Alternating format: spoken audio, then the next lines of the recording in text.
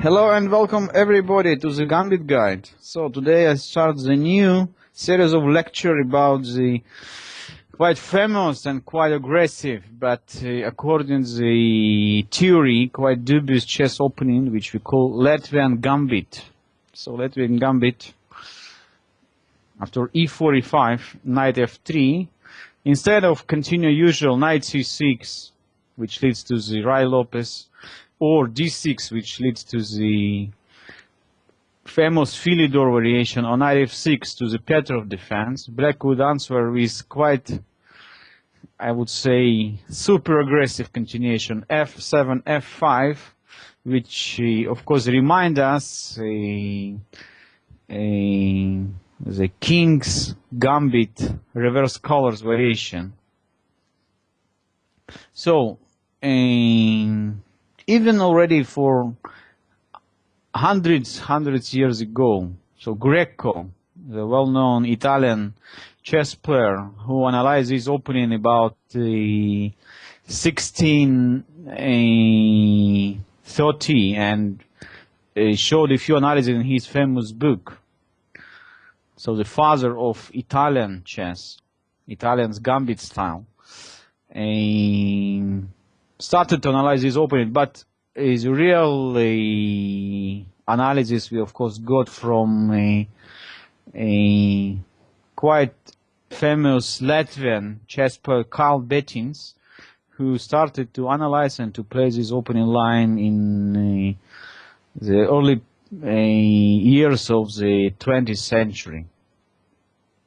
Okay, so I would like to start with one of the first games we know, which was played by José Raúl Capablanca against Corzo in one of his friendly games. I don't believe that it was played in some match game, and played in 1901, so just on this quite start of the previous century. So after knight f3, f5, Capablanca never studied seriously the openings, and of course in his early development as a chess player, he played of course according to his great intuition, and we know that Capablanca is one of the most, I would say, gifted chess players in history. But even in this game, he just had a trouble to meet this aggressive opening line.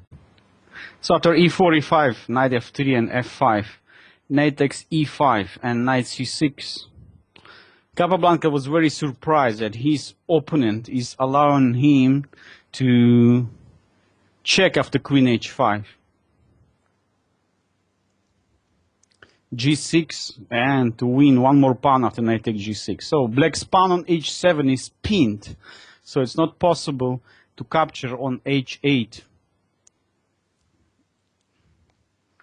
So it's not possible to capture, of course, h takes g6 because queen takes h8 and white is getting serious material advantage. But black is having intermediate knight f6, and after queen h4, black played rook g8, knight takes f8, and suddenly rook g4. So look at the position. White just spent too much time moving his queen, and black start just very strong attack against white uncastled king.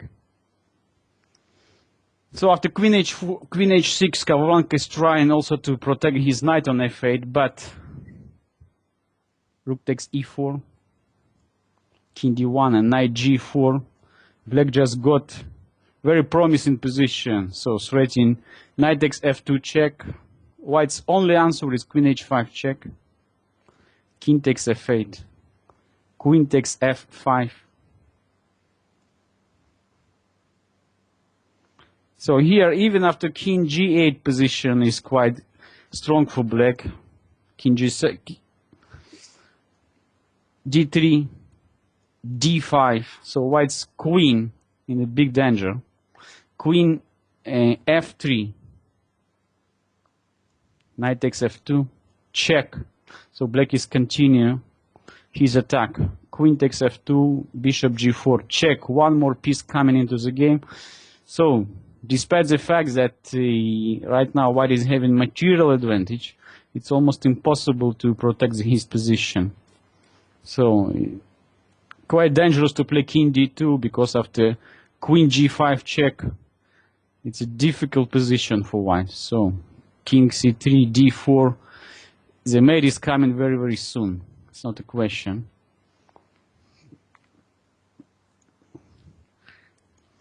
So Capablanca choose to play Bishop E2. Bishop takes E2. Queen takes E2. Rook takes E2, King takes E2, Queen E8, but of course now the material advantage plays its role. So black is realizing his queen quite easily. Queen G6, so King C3, D4 check, and very soon Capablanca just called it a day. And you can see that even the greatest talent in chess, Jose Raul Capablanca, was quite difficult to, has the difficulties to meet this aggressive opening line for the first time. So believe that when you play this position with white, after E4, E5, Knight F3 and F5, you have to think quite deeply about what's your next reaction. So I would like just to show you that after Knight takes E5 and Knight C6, it's not so easy for white to play for advantage even the normal line. So definitely after Knight takes C6 and D takes C6, black for 1 pawn is having quite good development of all his pieces. So the bishops become very, very active. So the one bishop and the second bishop. So knight is coming very fast to the center. Open files in this, against the white's, against position of white's kings. Let's say open E file, open F file. So black pieces could very fast to find good targets. F2 pawn, G2 pawn, and of course position of white's king in the center. And probably white has to play in such a position, move like D4, but in one of the game which was played in the German Bundesliga, happened Queen H5 check, and after G6, Knight take G6, Knight F6, Queen H3, black didn't follow, of course, now the Capablanca's game, because after Rook G8, Knight takes F8, black has no time for Rook G4. Indeed, H take G6, black is ready to sacrifice the exchange. After Queen takes H8 and Queen E7, the position becomes very, very dangerous for white. And all the practice shows that black is having lot of compensation for exchange. So black's pieces development just fantastic. So let's see a few games. So after Queen H3, Knight takes E4, Queen E3, and F4, white start feeling very bad here. Let's say after Queen E2, black could react immediately with Knight E4, and white is almost in critical position. So after Queen D3, Knight G3, check, Bishop E2 and Knight E5, black is winning the Rook on H1 and is even getting the material advantage. In case of, if instead of Queen H4 we play Queen H3, sorry, we play Queen H4, still Knight D4, attacks white's pawn on c2. Knight a3, and black is capturing. F takes e4. b3. White is trying to develop the bishop to b2, but still d5. Bishop b2. Queen e5. Also open the diagonal for the bishop. And once again, we can see that black is having very strong position. It's not so easy to play here as white. For instance, bishop takes d4, queen takes d4, c3, queen e5, and now white knight on a3 is hanging. So black is also intending just to bring other pieces in the game, the bishop, second bishop to c5, play long castle, and having the strong center possession and the good pieces development, definitely black is keeping the great compensation for the small material disadvantage.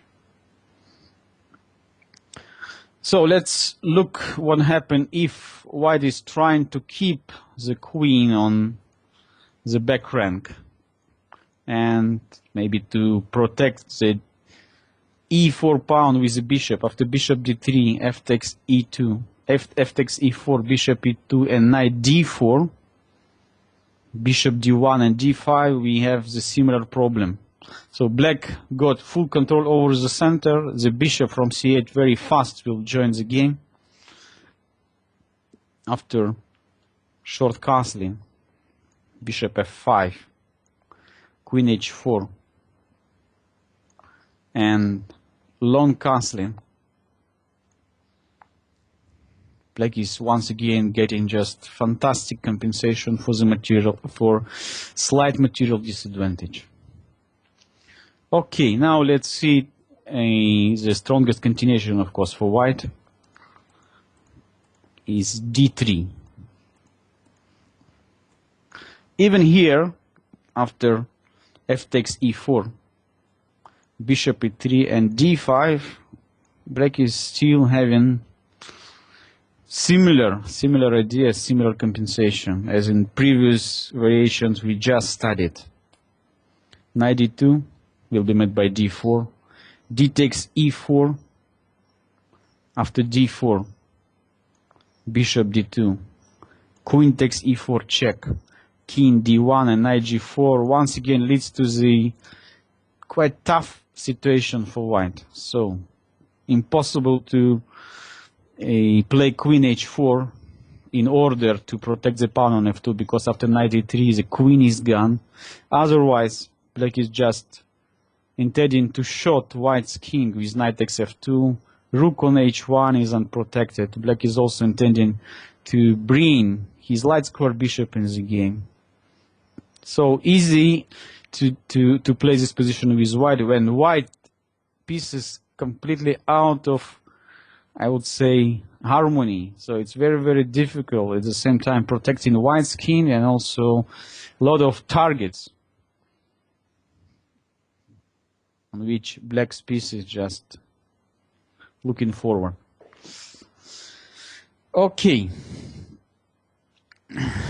I would like to show you the next game, which was played between Emanuel Lasker, the second world champion, and Rudolf Z in Washington Simultaneous Exhibition in 1910, which also, after e4, e5, knight f3, the Lasker's opponent surprised the greatest champion with sharp f7, f5 move.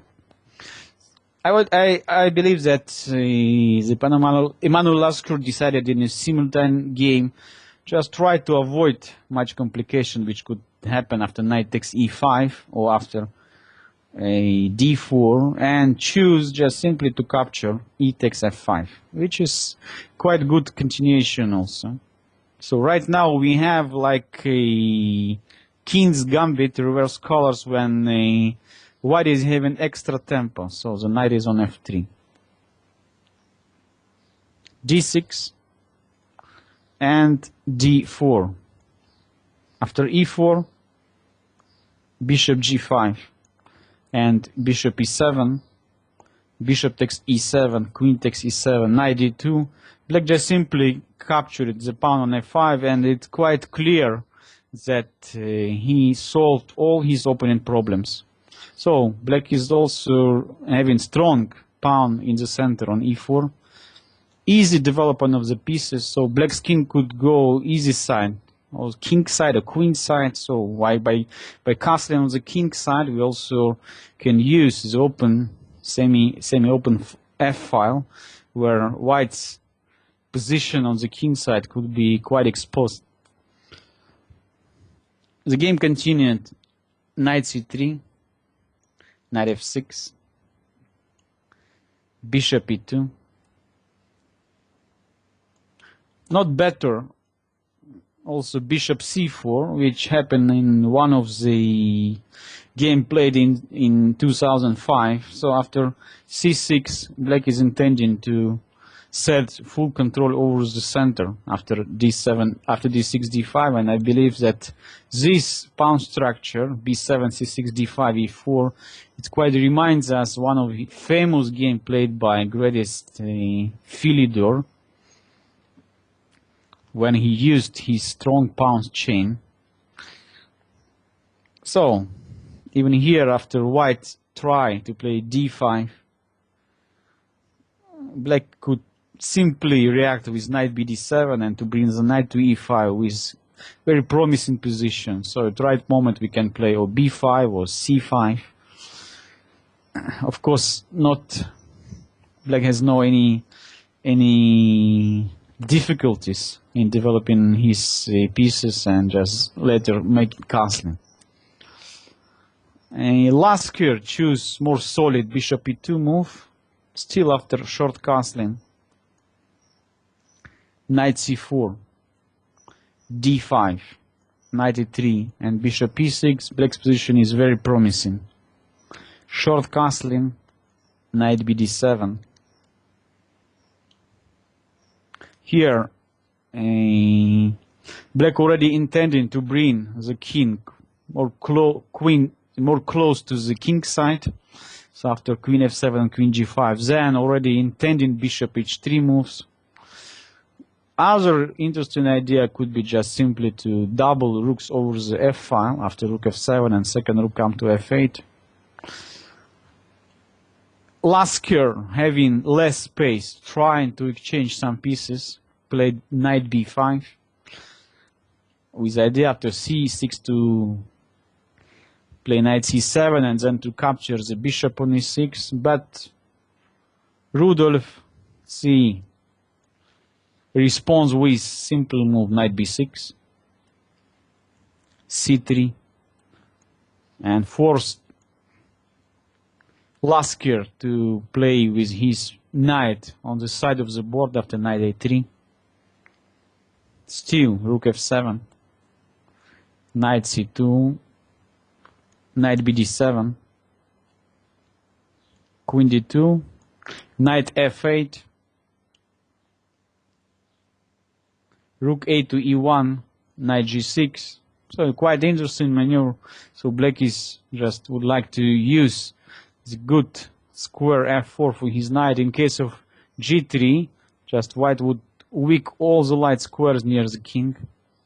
So finally, Lasker decided to play f3 and to attack the black center. Still knight f4,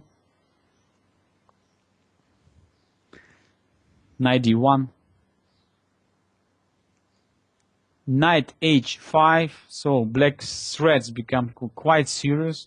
Black is also intending to play queen g5, and just after rook a to f8, all black pieces already would attack white's position on the queen side. So definitely to defend this position in the simultaneous exhibition is almost impossible.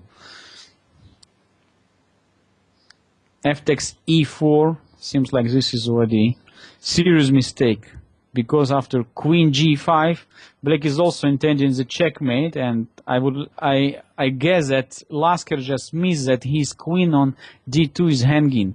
So it means that white cannot protect his pawn on g2 after bishop f3, since after knight h3 check, the queen on d2 is gone.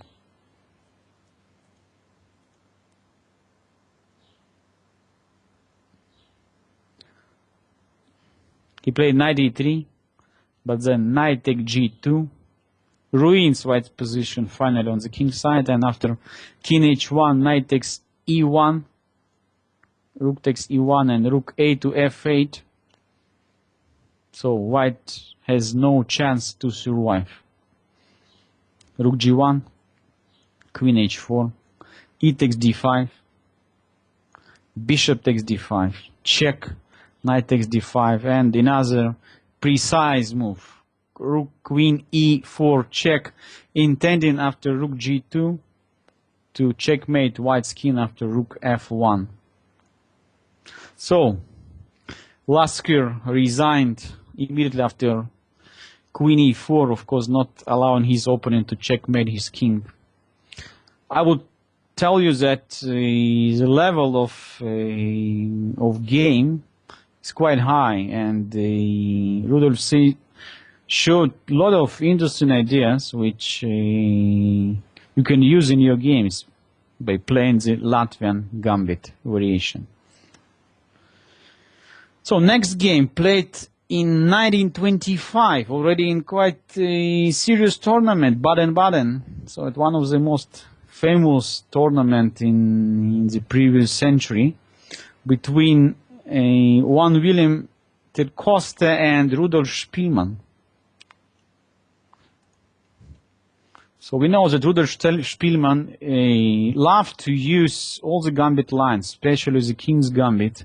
And of course, when playing against not so famous players, he used to surprise his opponent also with a Latvian Gambit. After knight f3, f5, d4, f takes e4, and knight takes e5, knight f6. White already had some difficulties to find the good continuation. I believe that d4, which the Coste played in this game, cannot be recommended as the strongest continuation, since white is not fighting here directly for the initiative and not trying to use I would say weak position of the king and the weakness of the diagonal e8, h5. So already here black is intending just to attack white's knight after d6. Let's say white cannot take more control over the center. After d6 the position becomes just very, very dangerous. Knight has no square to escape.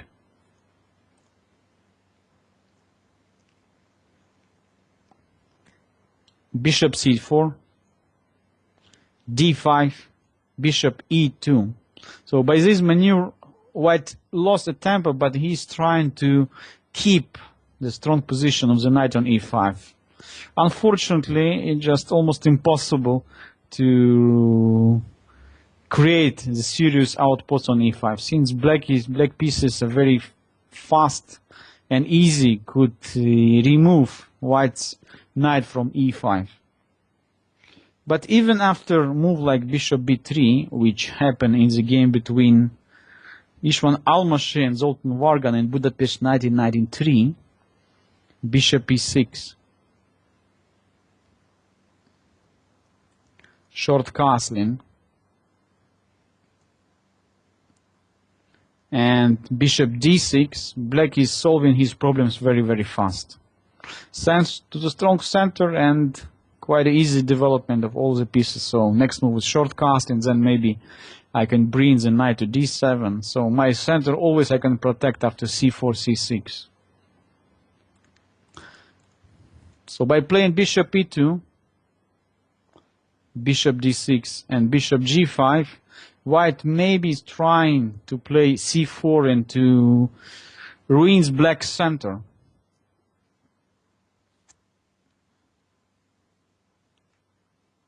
Short castling, c4. Here even today I found a few games played with this line. Spielmann choose quite aggressive counter-attacking move knight c6, and very fast reach quite good position, and the white just didn't find in this game any serious way how to improve his position. Indeed, today in today's game played just a year ago between Suchov and Cruz in Lisbon Open Tournament 2006 happened queen e8, knight c3, and after bishop takes c5, d takes c5, queen takes c5, bishop takes f6, somehow white got I would say some advantage, since pawn on d5 is gone with the next move. Let's say after queen takes f6 and short castling, black center has been ruined. Takes, bishop takes c4, and then knight takes e4 with a quite complicated position. So once again, we have to study classics. I believe that by playing this game, black even never considers that knight c6 is a theoretical move and already played like 70 years ago. After f4, e takes f3, knight takes f3, d takes c4, bishop takes c4, and king h8, short castling, and bishop g4, all black pieces very, very fast, attacking white's position. The isolated pawn on d4 is only weaken black's camp, and how to stop bishop takes f3, knight takes d4. So white is ready even to sacrifice a pawn after knight c3 in that case. So after bishop takes f3, queen takes f3, knight takes d4, queen h3, the position would remain quite unclear, since white is having two bishops and some perspective to attack black's position on the king side after bishop d3 and bishop takes f6.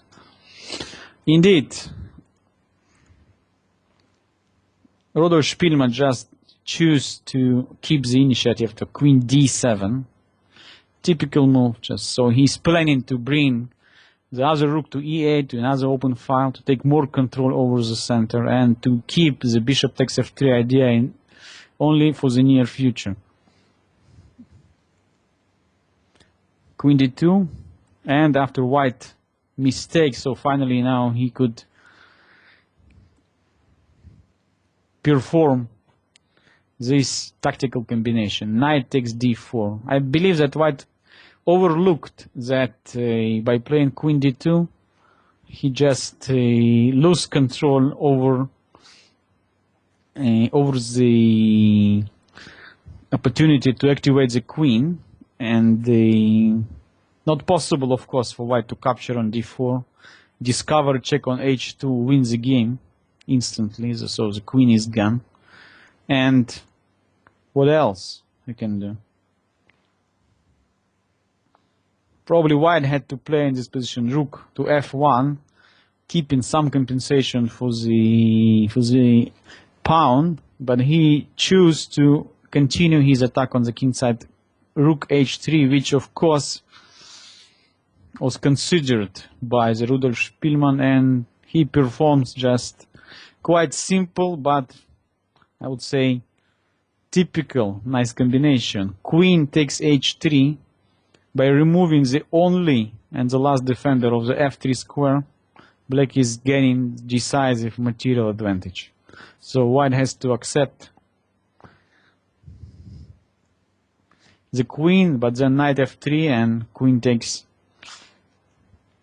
is gone after knight takes d2. So this nice knight's fork just decides the game immediately. Queen takes d4 also cannot save the game, since after queen takes h2 and next discovery check knight e4 would bring black decisive material advantage. So once again, by finishing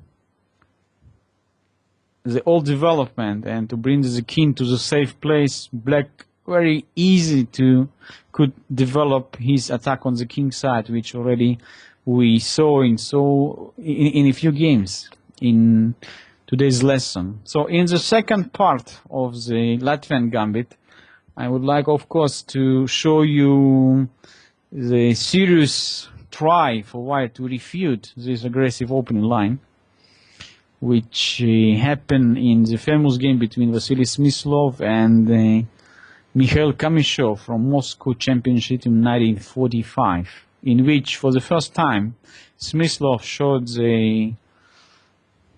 how dangerous black position could be if white is following the opening rules and trying to fight for initiative. Thanks everybody for watching. If you have any question, you can contact me on www.chesslessons.wordpress.com and keep in touch. Bye.